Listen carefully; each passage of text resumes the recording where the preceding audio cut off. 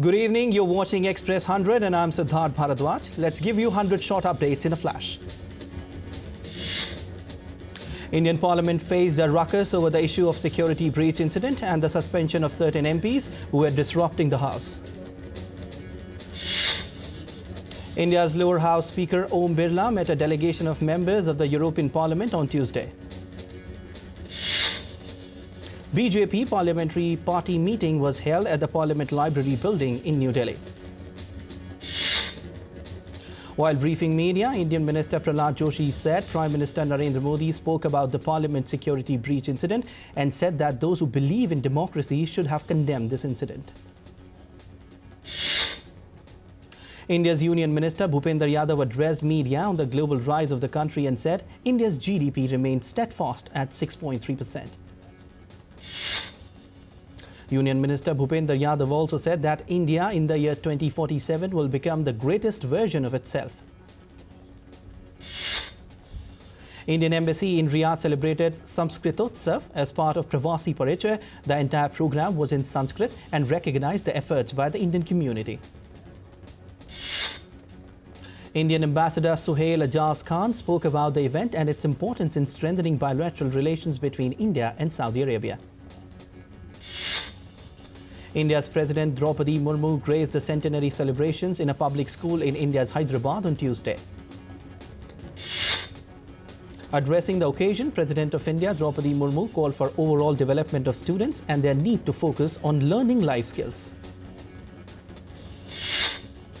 India's western coastal state of Goa celebrated its 63rd Liberation Day on Tuesday, where the Chief Minister of Goa, Dr. Pramod Sawant, unfurled the national flag and inspected the parade from students and police contingents. Jogeshwari caves nestled in India's Mumbai are marvels that add an intriguing touch to the city. Carved nearly 1500 years ago, these caves are hidden gems that echo the vivid tales of history. A diamond merchant in India's diamond city, Surat, created a Ram Mandir temple-themed necklace consisting 5,000 American diamonds, 2 kilograms of silver. A 30-foot replica of the Indian naval ship Mormugao has been unveiled by Indian Minister Pramod Sawant. Specially abled children participate in a ramp walk organized by the Institute of Fashion and Jewelry Design in India's Gujarat. Heavy rain slashed South Indian state of Tamil Nadu on Tuesday, resulted in waterlogging in the several parts of the state. The weather department has also predicted heavy to very heavy rainfall over Tamil Nadu and other South Indian state of Kerala during the next 2 to 3 days.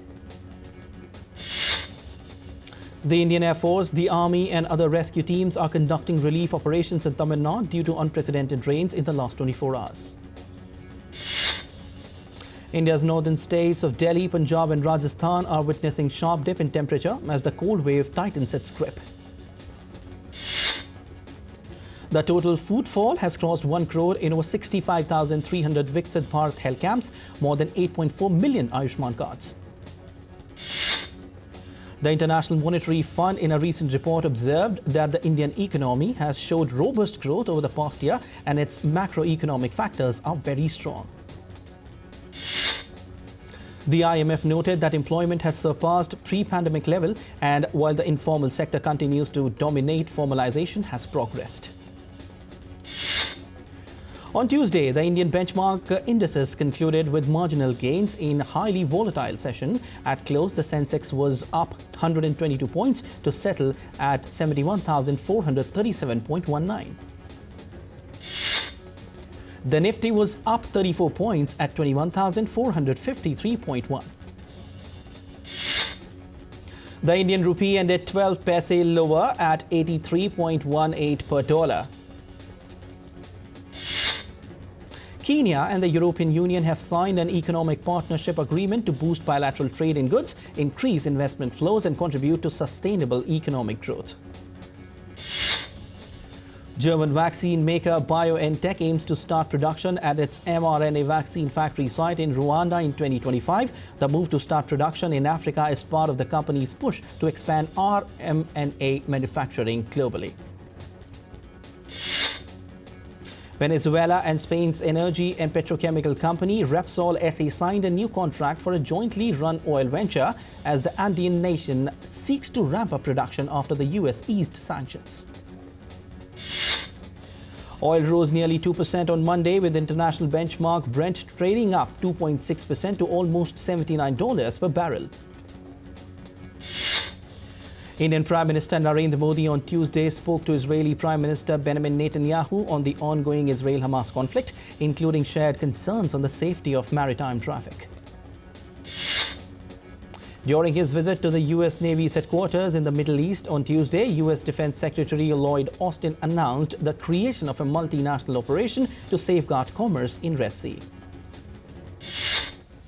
The measure comes following a series of missile and drone attacks by Yemen's Iran-aligned Houthis. The Operation Prosperity Guardian has been welcomed by Israel. A U.S. fertilizer company rerouted a couple of U.S.-bound fertilizer shipments from Red Sea to the Cape of Good Hope amid Houthi terrorist attacks in the region. On day 74 of the Israel-Hamas conflict, Hamas posted a video message showing 3 elderly Israeli hostages pleading for their release. Israeli military condemned the video released by Hamas, describing it as a criminal terrorist one. South Korea, Japan and the United States have activated a real-time data sharing system for North Korean missile warnings as the 3 countries seek to bolster security cooperation against North Korea. South Korea started joint special operations exercises with the US on Tuesday amid high tensions on the Korean peninsula following Pyongyang's missile launches. Russian Prime Minister met Chinese Premier Li Qiang in Beijing as part of his 2-day visit. The visit is significant as Beijing is keen to expand energy cooperation with Russia. Russia's diplomatic mission to the EU has said that the new sanctions imposed by the bloc showed that punitive measures against Moscow have failed. The EU introduced its 12th package of sanctions against Russia on Monday, which will focus on ban on Russian origin diamonds and additional import-export bans. Ukraine said the new EU sanctions will truly help reduce Russia's economic foundation for war against its country. Finland signed an agreement to enhance military cooperation with the United States a day after Russian president warned the neighboring country over its entrance into NATO. The agreement lists 15 facilities and areas in Finland to which the US military will have unimpeded access and where it can also store military equipment and ammunition. Hundreds of Serbian opposition supporters rallied outside the State Election Commission in Belgrade, pointing to Sunday's parliamentary election being rigged. Nearly 44 million registered Congo voters are set to cast ballots on December 20 in presidential, parliamentary, provincial and municipal polls. After Chile voters rejected a proposed conservative constitution to replace Chile's dictatorship-era charter, President Gabriel Boric reiterated his government will move forward with pension and tax reform through the legislature. Iraqis voted on Monday in the first provincial council elections in a decade, where the ruling Shiite Muslim alliance is expected to extend its hold on power amid a boycott by their main political rival. On Monday, the Paraguayan government declared control over the nation's largest prison following an unprecedented operation that led to at least 10 deaths. A driver crashed into a ravine on Sonoma County's Highway 1 in California. The crash victim was transported to a nearby Monte Rio Fire Department station for medical treatment. The official death toll from the explosion at an oil terminal in Guinea's capital, Conakry, rose to at least 13, with 178 injured. Texas Governor Greg Abbott on Monday signed a law allowing state law enforcement to arrest people suspected of crossing the US-Mexico border illegally. Hundreds of migrants protested at the southern Tapachula migration station, demanding the Mexican government speed up its permits so they can transit freely through the country. Protesters set a train on fire in Bangladesh on Tuesday. The blaze left at least 4 people dead. A magnitude 6.2 earthquake jolted northwest Gansu province around midnight on Tuesday, killing at least 118 people and injuring over 400. Rescue and relief efforts are underway, with the number of missing people in the quake's aftermath remains unknown. A working group has been dispatched to assess the impact of disaster too. A village in northwest China was half buried in silt after a magnitude 6.2 earthquake triggered a landslide, covering homes and trapping residents on Tuesday.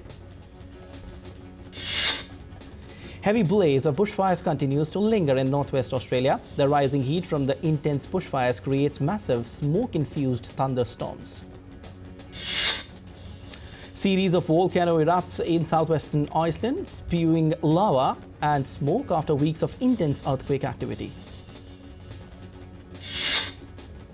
Authorities had already evacuated nearly 4,000 inhabitants of the fishing town of Grindavik and closed the nearby Blue Lagoon geothermal spa. India's northern states of Delhi, Punjab and Rajasthan are witnessing sharp dip in temperature as the cold wave tightens its grip. A man's childhood dream of having a real Christmas tree has inspired him to create a festival of lights that grows each year and now totals 5 million light bulbs at his estate in central Croatia. Hundreds of delighted visitors from Croatia and neighboring countries strolled through the Salaj family's vast park.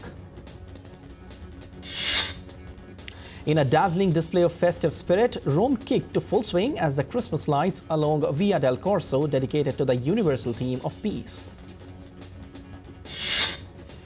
The decoration is composed of 300,000 points of light in a total and form the world pace in various languages, including French, German and Spanish bright stars. With just a week to go before Christmas Day, Santa Claus from his hometown of Rovaniemi hopes for a better new year after a turbulent year. Sitting in his grotto on the Arctic Circle and reading letters from all over the world, Santa said everyone should focus on keeping children safe and happy in New Year. With therapy dogs in the departures hall, whose only job it is to pat and cuddle with passengers, Berlin Airport has discovered an unorthodox way to soothe its guests' holiday and traveling stress. Especially during the busy holiday season ahead of Christmas, the program appears to be a welcome way for travelers to pass time.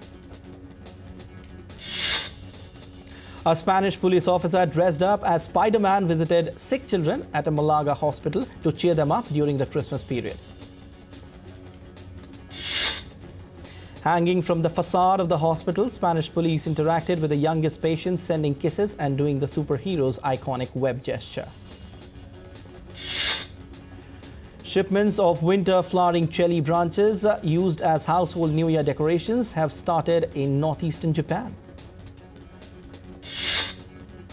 About 80 people, including growers and officials from a local agricultural cooperative, attended an event to celebrate the start of deliveries in Higashine City. In Laokai province, farmers who cultivate the cinnamon forest have introduced a unique concept of experiential tourism in the forest. Cultivating and selling cinnamon trees help increase the value of cinnamon trees and attracts visitors. A young panda rubbing up and down on the body of its mother and finally rousing her from sleep was released on the iPanda channel. The footage depicts joint panda Han Yui and her child Han Yui Zai taking a cozy rest on the lawn at the Wolong Panda Base Center. The remote mountain village of Ribnovo in southwest Bulgaria has kept its traditional winter marriage ceremony alive. The highlight of the ceremony is the painting of the bride's face, covered in thick, chalky white paint and decorated with colorful sequins. Deep in the slums of Jakarta, a transgender community is using fashion to raise awareness about their lives and that of the environment. Strutting on a makeshift catwalk, the members of the dance studio show off dresses made of plastic cutlery and bottles, making the dresses look like Christmas tree. An evening dress worn by late Princess Diana has sold for $1.1 million, 11 times its estimate, breaking the record price for one of her own gowns. Nicki Minaj is closing the year 2023 on a high note with her album Pink Friday 2 topping the Billboard 200 chart. Her album is now #1, and with it, Nicki has made a record for the most #1 albums ever for a female rapper. Hollywood actor Jonathan Majors has been dropped from an upcoming Marvel superhero film after he was found guilty by a New York court of attacking his ex-girlfriend. Demi Lovato and musician Jordan Lutz are set to marry. Lovato, a Grammy-nominated performer, made a public comeback in 2020 and is now a spokesperson for mental health app Talkspace. All BTS members have officially commenced their mandatory military service for the country, sparking a global online buzz. Bollywood actor Kareena Kapoor Khan recently praised cousin Ranbir Kapoor's acting skills and called him a phenomenal actor. She also said that one cannot be a good star by simply having six-pack abs. In a recent interview, Hindi film actor Bobby Deol said his kids need to learn Hindi first before making their acting debut. Despite mixed reviews, Ranbir Kapoor's starrer Animal has earned Rs 835 crore globally, making it the third Indian film of 2023 to pass the $100 million milestone after Pathaan and Jawan. Makers of Shah Rukh Khan's starrer Donkey have released a new anthem called Banda. The film, which hits screens on December 21, will face competition from Prabhas starrer Salar at the box office. Malayalam film Drishyam celebrated its 10th anniversary on Tuesday. The Mohanlal starrer is an all-time blockbuster with 6 remakes in different languages. Indian middle-order batter Rinku Singh has made ODI debut in the second match against South Africa. Rinku was handed his maiden ODI cap by spinner Kuldeep Yadav. Pakistan has been fined 10% of their match fee for a slow over raid against Australia in the first test. West Indies have left out Shimron Hetmyer and Alzari Joseph for the last 2 T20 international matches against England. Hetmyer has struggled to score across formats for the Caribbean team. Joseph has been released, keeping in mind West Indies' tour of Australia. Australia's pacer Mitchell Starc became the most expensive player ever to be sold at the IPL auction. The Kolkata Knight Riders acquired him for 24.75 crore. World Cup winning captain Pat Cummins fetched the second best bid, going to Sunrisers Hyderabad for 20.50 crore. Defending champions Manchester City will play Copenhagen in the last 16 of the Champions League, while Arsenal face Porto. Girona returned to the top of the Spanish league after a comprehensive 3-0 win over the mid-table Alaves. The result lifted Girona 2 points ahead of Real Madrid. Brazilian side Fluminense has entered the final of Club World Cup after it secured a hard-fought 2-0 win over Egypt's Al Ahly in the semi-final. Fans of Brazilian side Fluminense erupted in jubilation when their team secured a spot in the Club World Cup final.